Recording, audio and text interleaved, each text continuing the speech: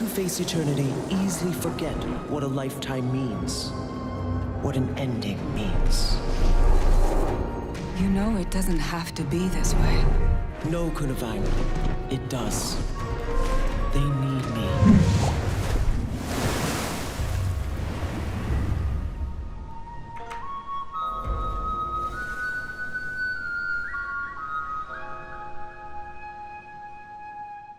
Welcome, End of Dragons Daily Part 70. Was going to have Boots on today, but he's off playing D&D, so it's just me, unfortunately, for this one, guys. Footage in the background is going to be some more map completion. I'm slowly working towards it. It's weird, I've got like a million legendaries I seem to be working on all at once right now, with my World vs. World backpack thing going on, mistakenly making the Mystic Tribute instead of a Gift of Fortune. I'm going for Eureka, then I also still want Quip. I kind of have got my eyes on saving up long-term for an infinite bank access contract. That would be kind of cool during the X-Pack.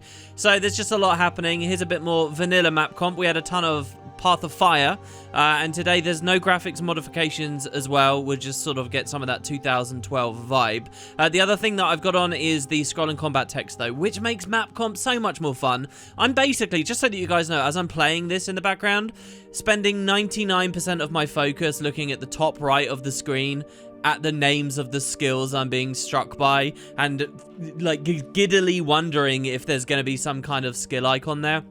It is so cool though. I really wish it was vanilla functionality. You guys should pay particular attention when I'm doing like big events. Like I think you're going to see the Fire Shaman and you're going to see the Bria events, and both of them have got kind of cool stuff. There's at one point you see an ability called Dragon Punch. Sounds like a very End of Dragons-ish skill name to me. So yeah, hopefully that's fun. Also a little bit with the audio as well. I'm using a new pop shield today. It's not a new purchase, it's just something I've had upstairs for ages and kind of going back to it. So I'm sorry if there are any plosives. If there are, I'll probably swap again.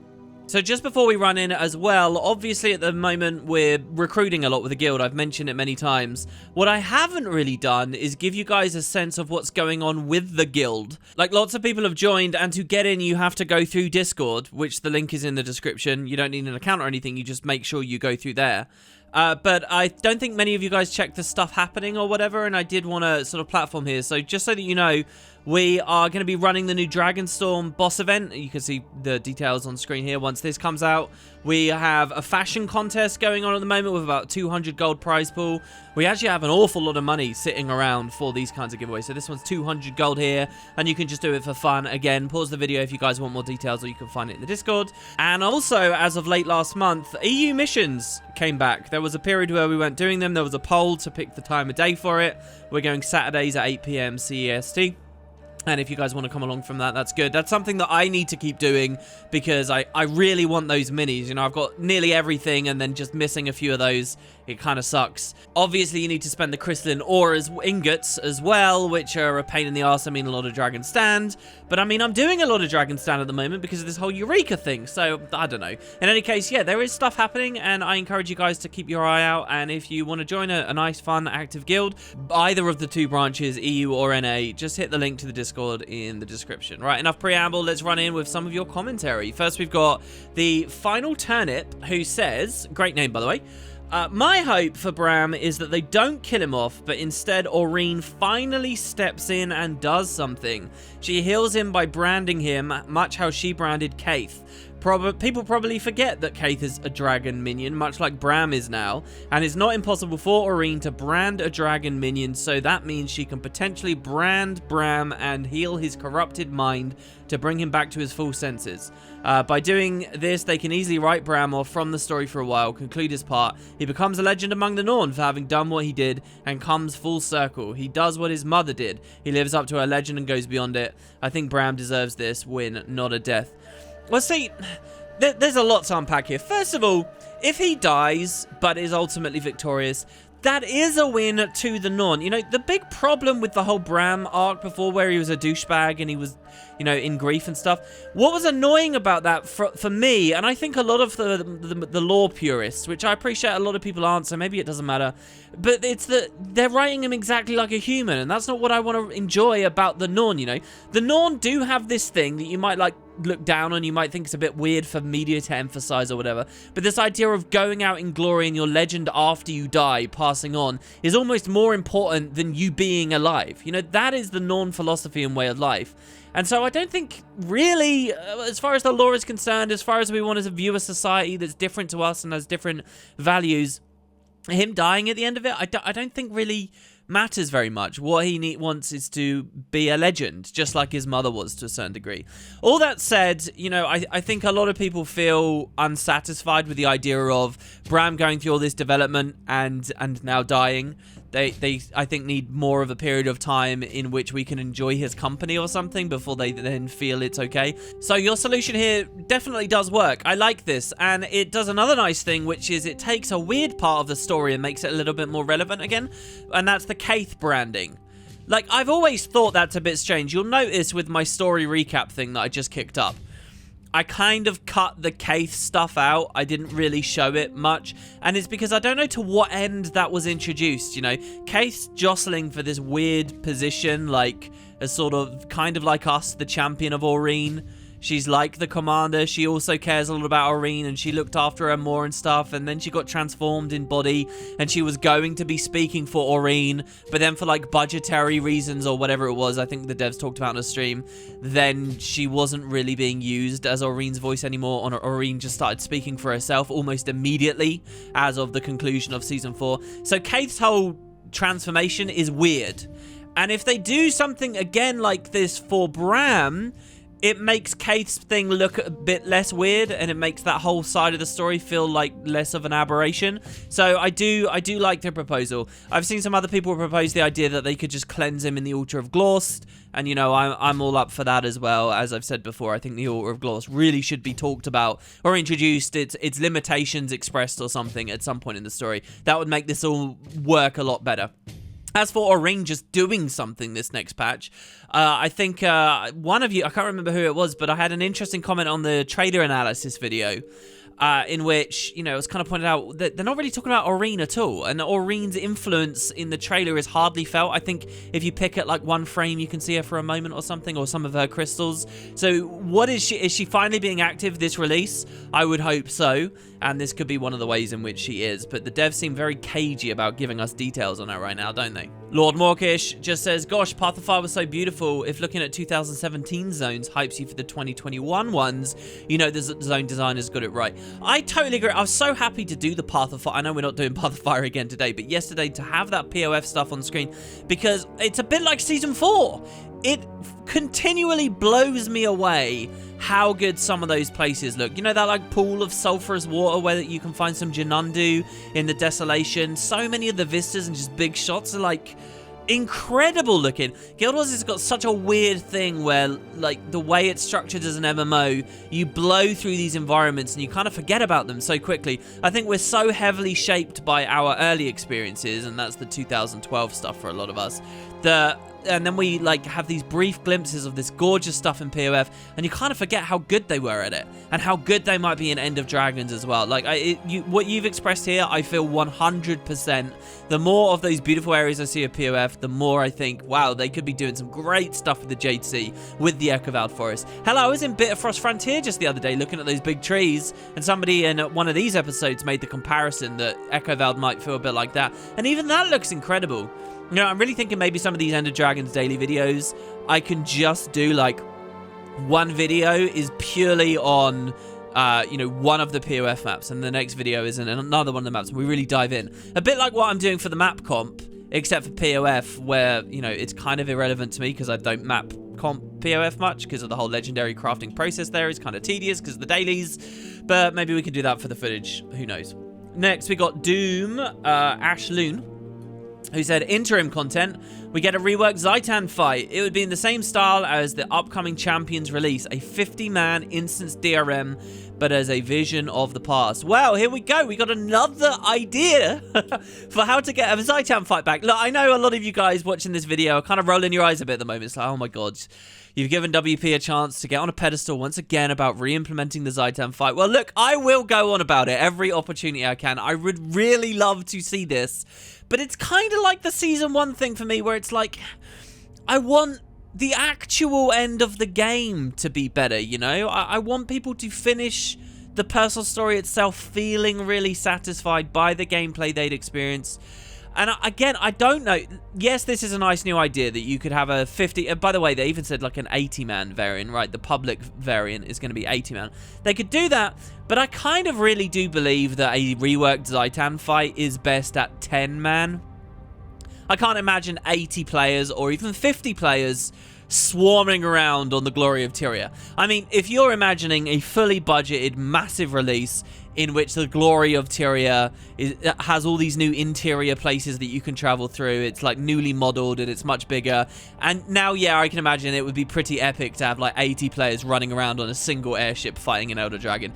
But, you know, being realistic, I don't think we'd ever see something so crazy. I think that it's the perfect size and the perfect scope for a 10-man content. And I'm not necessarily saying raid difficulty, but with the number of mechanics raids give us, somewhere like, you know, the Bone Skinner difficulty, as that was as a strike mission, I think is perfect. So that's where I want to see Zaitan more than anything else. I kind of don't believe in 50-man content that's truly engaging. Not since the Triple Trouble and Tech rework days. I just can't see it. I mean, Marionette exists and is an example of something as well, which maybe we'll see. In fact, the Marionette and Season 1 content, I think, is going to come up on one of your comments in a second, so let's move on.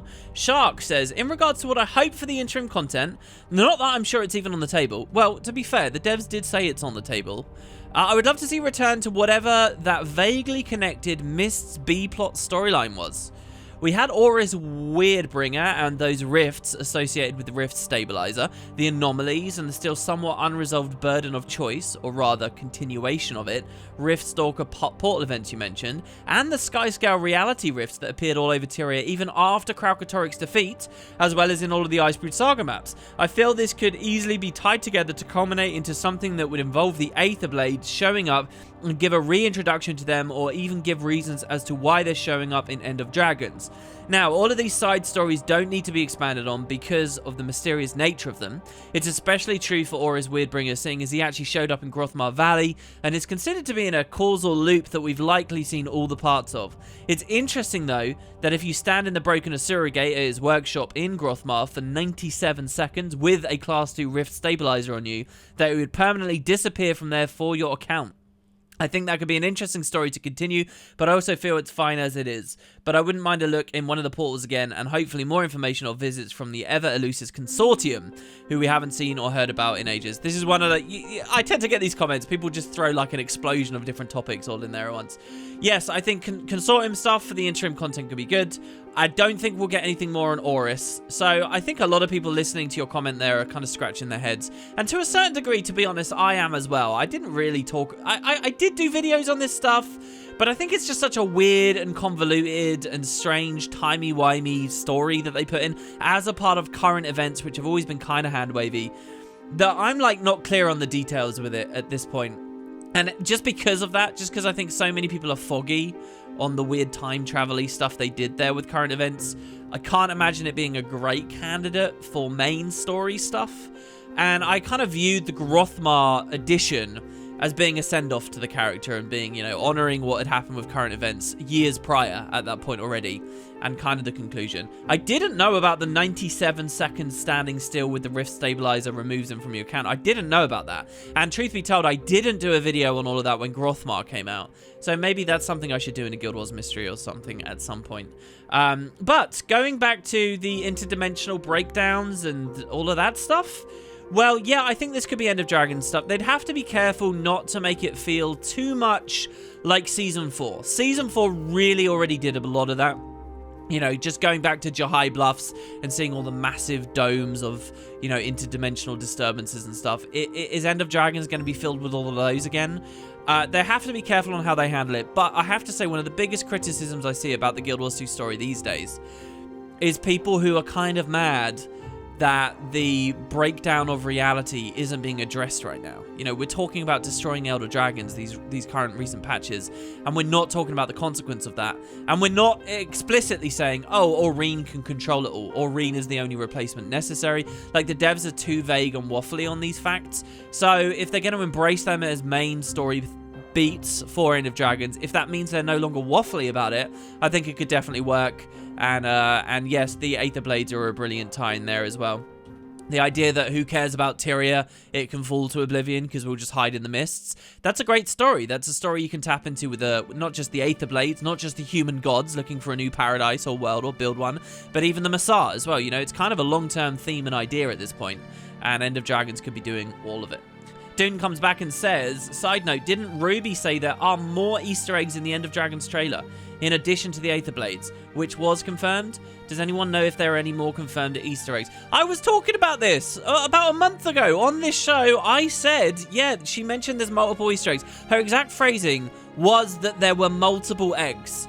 And then within like a day or two or whatever it was, people were pretty much confirmed about the Aether Blade egg, which we've been discussing a lot. But I guess there's more. It's just who's hunting for them. I mean, you might look to me and say, well, WP, what can you find? I couldn't even find the Aether Blade thing, frankly. So I don't know whether we really need to go over this with a fine-tooth comb. I don't know whether, you know, her idea of what the other eggs are is just wrong, or we already know and she doesn't know that we know, or that it would be impossible to know until more information comes out later in the year and the expansion itself releases. Who knows? So there's a lot of reasons I think people are reticent to go back over it, and a lot of us are satisfied with just the Aether Blade thing, but I'm a believer, I'm an optimist. Sure, maybe there's more Easter eggs. You guys should hunt through it, see what you can find. I mean, I've been showing you the start of that trailer every day on this show. Who knows? Maybe even right there in my own intro, the Easter egg has been staring us in the eye and we just don't know it.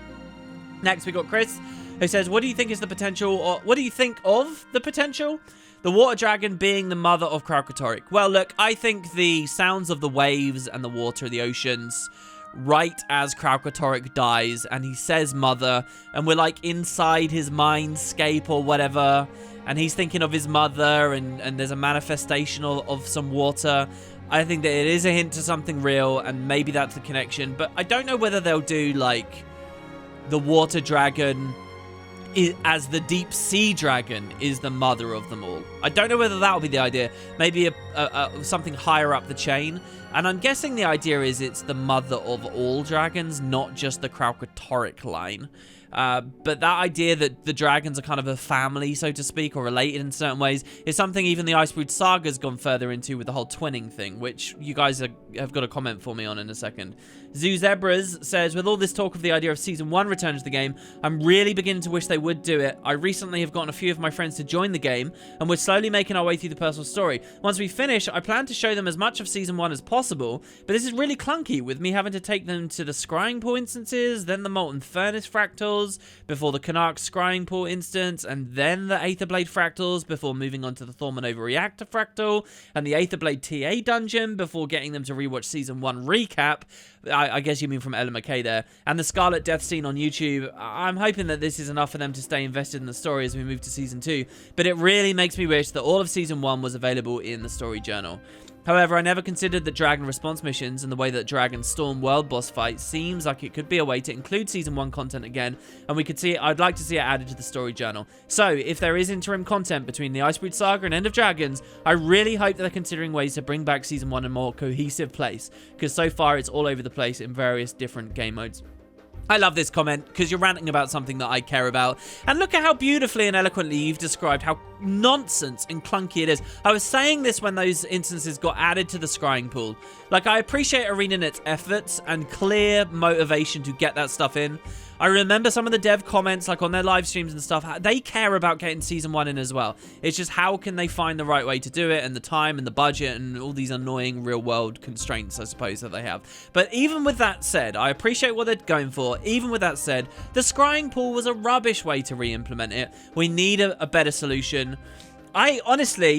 I would not take my friends through all of that you've just said. I wouldn't jump them to the Eye of the North and all those things. Those instances that they just quickly dropped in aren't even that fun to play. Honestly, and this isn't just me tooting my own horn or whatever. Last year, I really put a lot of work into 1 hour-long Living World Season 1 recap video. And it has the trailers, it has the concept art, it has all the major story beats properly laid out. That is what I would show people. And I'm not just saying that because that's my own video. I'm saying it because I think that is the best resource as we currently have it. And for what it's worth, yeah, I think that Dragonstorm might be applicable. I just kind of denied it for the Zaitan fight, but there's a lot of Season 1 stuff that would be good. One of you guys mentioned in one of the other comments, the Tower of Nightmares. Think of how well that lines up. It really does. Arsenai says, I think you've forgotten your assist Rebel Isaac heart in Frostgorge Sound. The Skrit were enslaved by the Dredge to the point the Skrit you freed had almost forgotten how to be free based on their comments. And just on weapon sets and stuff, I'm so sick to get death of weapon set skins. Oh my god, it's so redundant at this point. Does anyone still care about a new weapon skin? Armor I can see, that's full on Fashion Wars, and sometimes, like the 2 sets from Jahai, they hit out of the park. But weapons have been done to death. You can accessorize weapons ad nauseum by now. Well, look, on the weapon comments, I don't think that new sets are necessarily a bad idea. I think it's a little bit lame to be asked, you know, through the achievement system to get a full collection too regularly. Because a lot of players don't care about every single variant of the weapon set, right? But the problem isn't that they're adding so many new weapons to the game. The problem is that we don't have any like weapon randomization or any wardrobe features that allow us to customize in more interesting ways. Like I've said for a long time, if I could set up a template, a cosmetic template, that was, okay, my character is going to use all of these skins while in the Shiver Peaks, and which are, you know, maybe thick furs and stuff. And then while I'm in Kryta, it's going to automatically swap to a whole new set, and now I'm using, like, centaur weapons and whatever. And, you know, if I could do it region by region or map by map, suddenly a lot of skins are interesting again, and the desire to get them and craft new legendaries and all that stuff kind of explodes. Just to randomize, just a weapon randomize. Every time we sheath and unsheath, it should randomize the skins, would be brilliant. And then you're not going to complain about new sets coming in, surely. As for Frostgorge Sound, yeah, you're totally right. There's a pretty good story there between the Dredge and the Skrit. For some reason, it's never really stuck in my mind that these two are nemesis factions, though. And for what it's worth, one of you guys also mentioned that there was a little bit of Dredge stuff recently, Thunderhead Peaks. And that's totally true. They even had, like, the new branded Dredge models, right? Which I don't think had appeared anywhere before in the game, and quite fun. They'd slipped out of my mind as well. Ails has a comment on the video, which is kind of wrong. Fantastic 4K is in. Are you now playing in 4K? I thought you settled for 1440. Personally, since I tried Guild Wars 2 in 4K, I couldn't go back, even though my hardware is definitely less awesome than yours, but I'm willing to give away some FPS for the clean look. Well, okay, let me stop you there. I'm not playing in 4K. First of all, I do believe 4K is worth it. I know that as a PC gamer, sitting at a certain distance from your monitor, generally speaking, 2K or 1440p is the sweet spot, okay? I know that, like, you'd have to sit a lot closer to see the detail difference. Going up to 4K in some ways is wasted. That's true. However, it does seem to get rid of a lot of anti-aliasing and jaggies and sort of crawling artifacts if you go to 4K. So it probably is worth it. I'm not playing that, though. That was a rendering error. That was just a mistake. It was only 1440p footage you were looking at yesterday. YouTube did eventually process it to 4K, but it's fake. It's not real, and it was completely unintended. But your comment allowed me to realize that was happening and fixed it, which saves us from unnecessary extra processing time. So thanks for that, but no, I'm not 4K. Maybe later, because that anti-aliasing, I think, would pass on to you guys in the ultimate footage, and it's all about you guys and having the best looking stuff. So maybe, but the expense of another new monitor, a 4K one, because don't forget, I'm going to be showing you guys this stereoscopic 3D stuff soon. It seems a bit much right now for me. Next, we've got Sylar, who says, I cannot agree with you on the Steam release thing. Releasing Steam version a few months before the expansion and adding it to End of Dragon's pre-orders would increase their sales, and that is what NCSoft wants. Also, they're adding new software to their forum. They said it had to be done in this time. A dev post, why? Maybe because they're preparing for the Steam release and some options like log into the forum through Steam accounts needs to be added. They've moved the finale episode from May to the end of April, so I think they are in good track. And then they have another paragraph about a theory we've discussed a bunch, so to spare the long-term viewers, I'll leave that. Right, so I get what you're saying. I'm not saying it would be of no value to do the Steam release right now.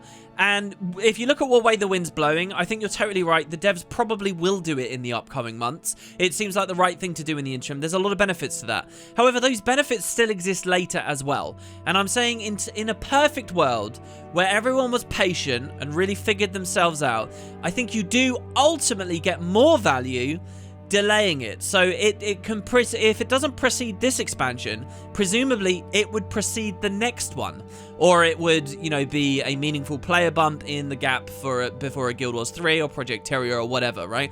All the benefits that we see today still exist tomorrow, and I'm just saying you can pace these things out so that they're not overcrowded. But I do get your point, and I understand that there'd be that publisher pressure, and they've already put a lot of movement in there. So in all likelihood, you're totally right, especially with that forum anecdote, which I didn't know about.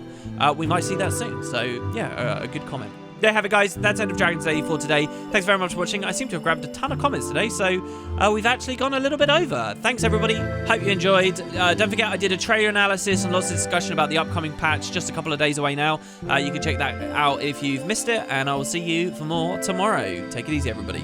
Ta-ta.